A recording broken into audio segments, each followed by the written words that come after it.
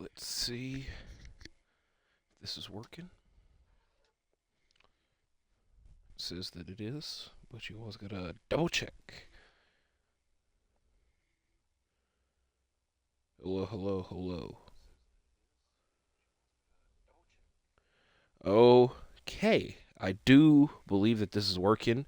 And I do believe that this is another Ring of Honor TV review episode number 111 to be exact. And it has been one that I've been waiting for months as we have a new Ring of Honor World Champion, and that is Bandido.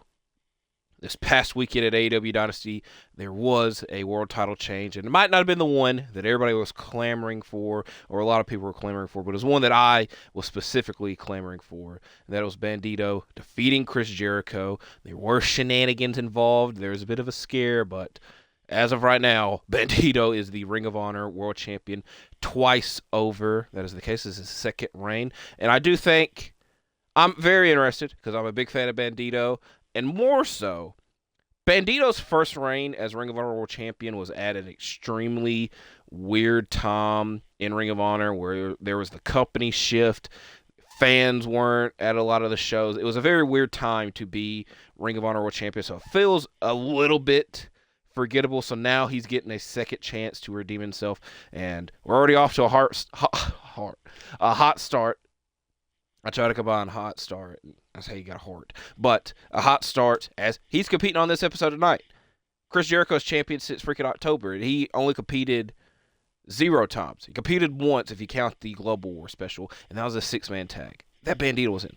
But regardless, I'm hoping that I do not have to keep mentioning Chris Jericho's name.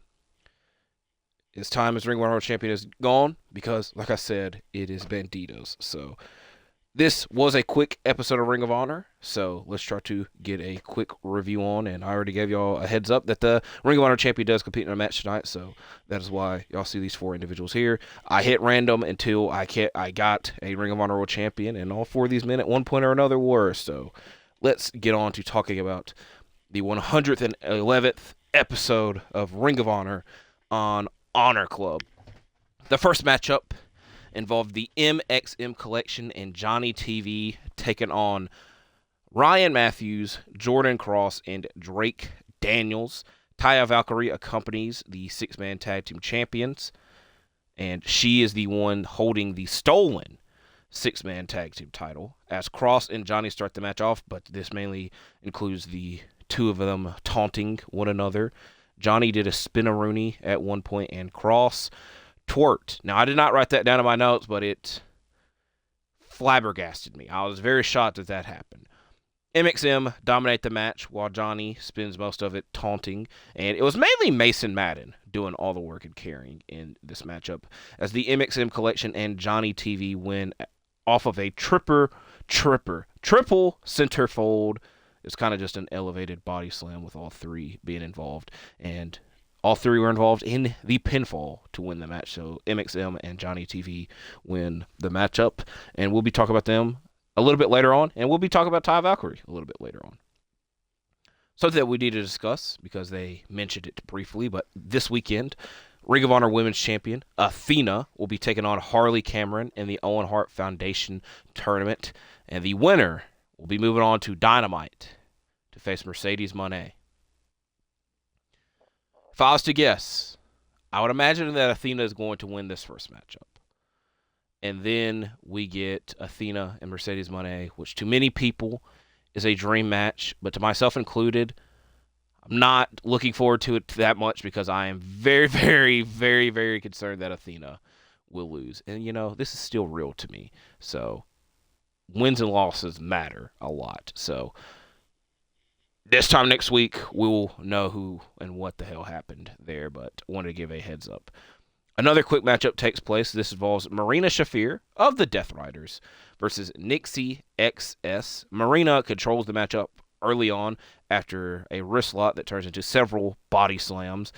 Nixie's not even able to do much offense. Her forearms have no effect, and Marina wins off of the Mother's Milk headlock. and doesn't even let go after a while, even after the bell rings. But Marina gets a quick and dominant victory here. Next matchup, Preston Vance takes on Tomohiro Ishii. We got a powerful start up for this match with Vance not getting the advantage until the referee's back is turned and Jack Jameson attacks Ishii at ringside. Ishii attempts a lariat with Vance reversing it into a spear. Ishii hits a pops up after Vance attempts a German suplex, and then Jameson tries to get involved once again, but Vance bumps him off of the apron, and a big headbutt and brainbuster by Ishii gets him the win. After the match, and even throughout the match, Jack Jameson was at ringside taunting Ishii, and Ishii was pointing at him and telling him to get in the ring, but Jack Jameson didn't want anything to do with that. Now, for the first time in a long time, the six-man tag team champions compete. The Von Erichs do not appear a lot on ROH TV, but the Von Erichs and Dustin Rhodes take on the trifecta of Dominic Garrini, Kevin Koo, and Davey Bang. Now, earlier in the episode, we do hear from the six-man tag team champions, and that the Von Erichs are back here, and they've showed up because they are pissed off at what happened to Dustin Rhodes a couple weeks ago when his tag team title was stolen, and they just hated the whole situation, and Dustin Rhodes hates it even more, and they have challenged the MXM Collection and Johnny TV to show up next week. So we'll see if that is accepted, if that challenge is accepted. Is it going to be a fight? Is it going to be a tag team title match? We got to wait till next week for that to happen, but the champions do compete in this next matchup. Dustin and Koo start the match off, but there is no code of honor. Ross gets trapped in his opponent's corner early, and he does not get help until his brother Marshall tags in, who applies the Iron Claw on Bang, and even turns it into a spinning choke slam, which was a bit impressive to do with just one hand. And the Von Erichs and Dustin Rhodes win this matchup. Taya Valkyrie, who's noted that she has been in Ring of Honor for 2 years now, which kind of been a year and a half, but, I'm willing to round and say 2 years. But she has talked about wanting a championship here and wants a title opportunity, and she is targeting Red Velvet in the Women's TV Championship. But before she can even do that, she has to take on La Catalina, which we know for certain will be next week, as it is a number one contenders bout. La Catalina versus Taya Valkyrie. We have a bit of a number one contenders bout right here in our main event. We have a proving ground bout. The new Ring of Honor World Champion, Bandido, taking on Jay Lethal, former two-time Ring of Honor champion. So you got a battle of two-time Ring of Honor World Champions.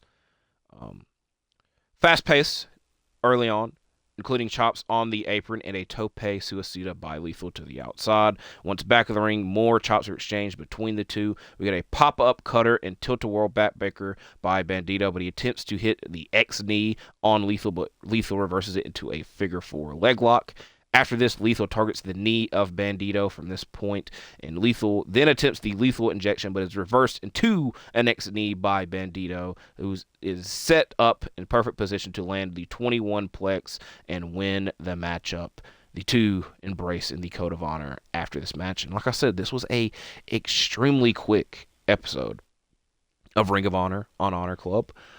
I like Jay Lethal competing here. It is very weird that he's made sporadic appearances on ROH TV, and even in that case, I couldn't tell you the last time he's competed on AEW TV, but anytime he's competed on ROH, he's talked about wanting to get a title opportunity, so this is kind of the first chance of that to happen. But it's also weird, because he is from New Jersey, Elizabeth, New Jersey, to be exact, which there was a great reference when he entered the ring, and that's how Justin Roberts said his name. And the only reason I mention this is because the next Ring of Honor pay-per-view, May 2nd, is in New Jersey. So I thought that this could have been a good setup to have Lethal challenge for the world title there. So I'm just hoping he at least competes on the pay-per-view, because that would make sense. If you can't tell, I'm also trying to feel for Tom here.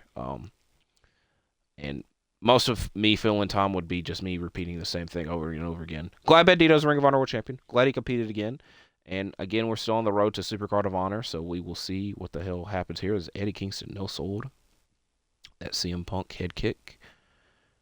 If y'all care enough who wins this match, I'll comment it down below, because there's nothing really else to talk about. So I do appreciate y'all for watching this. Like, comment, subscribe, and I'll see y'all when I see y'all, because I'm out for now. Goodbye.